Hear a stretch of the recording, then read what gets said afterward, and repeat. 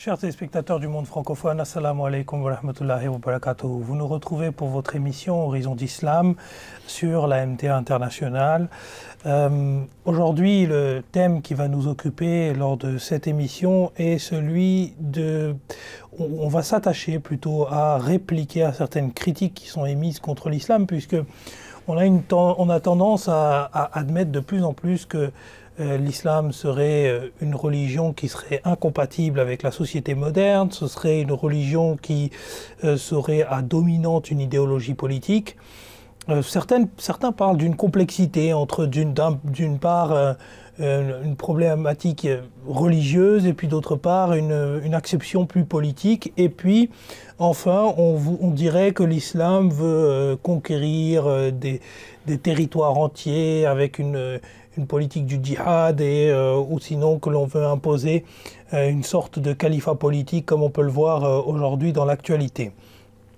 Alors peut-être pour démystifier tout ça et peut-être pour éclairer un peu autour de tous ces thèmes, on reçoit aujourd'hui deux personnes qui sont maintenant des habitués de cette émission. Tout d'abord, Nabil Ahmed Mirza Saheb, assalamu alaikum.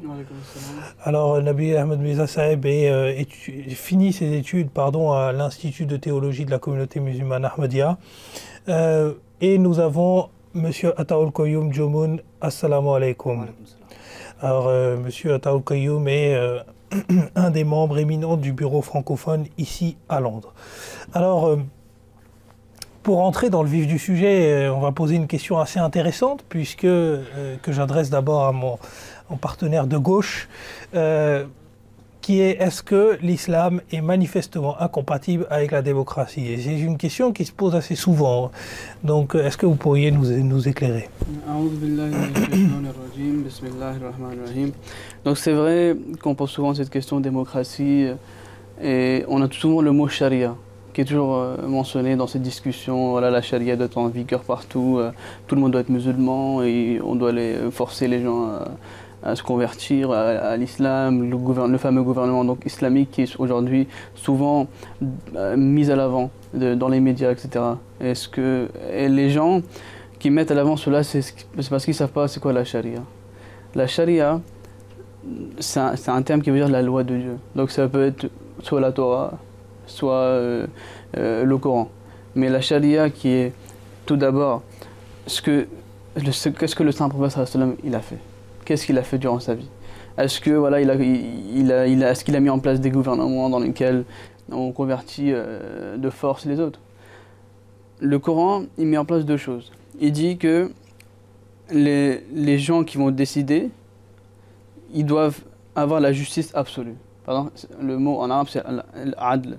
Et la seconde chose c'est mashwara, c'est-à-dire la consultation. Donc ces deux choses, quand ils se regroupent, c'est là qu'on trouve vraiment c'est quoi le gouvernement islamique. Par exemple, aujourd'hui, on parle beaucoup de l'EI, du Daesh. Et voilà, on voit qui tue des chrétiens, ils vont aller forcer les gens à se convertir à l'islam, etc. Alors que quand on regarde dans l'histoire, le premier traité qui s'est fait, c'était le traité de Médine. C'est quand les musulmans ont migré à Médine. D'emblée, le saint prophète sallam, il a voulu créer l'harmonie, la paix entre les juifs et les musulmans et les arabes non musulmans à l'époque. Et ce qui s'est passé, c'est que ces groupes, donc ces juifs et ce groupe arabe non musulman et cette minorité musulmane, a donc consenti de d'élire leur chef d'État, qui était donc le saint prophète Mohammed sallallahu alayhi wa sallam. Maintenant, qu'est-ce qui se passe? Chaque personne qui appartenant à n'importe quel groupe, par exemple juif ou musulman, il avait la liberté de soit être musulman, soit d'être juif, et il était libre de se faire juger en fonction du Saint-Coran ou en fonction de la Torah. Donc la charia, la charia c'est quoi? C'est donner la liberté aux gens de croire en ce qu'ils veulent, de ne pas les forcer. Et vraiment, on voit vraiment la liberté d'expression, la liberté de conscience, la liberté de religion que les musulmans, que le Saint-Prophète a mis en avant. Donc on voit vraiment que l'islam et la démocratie sont parfaitement compatibles. Et donc donne à chaque personne le droit de croire ce qu'il veut. Jazakallah pour cette réponse.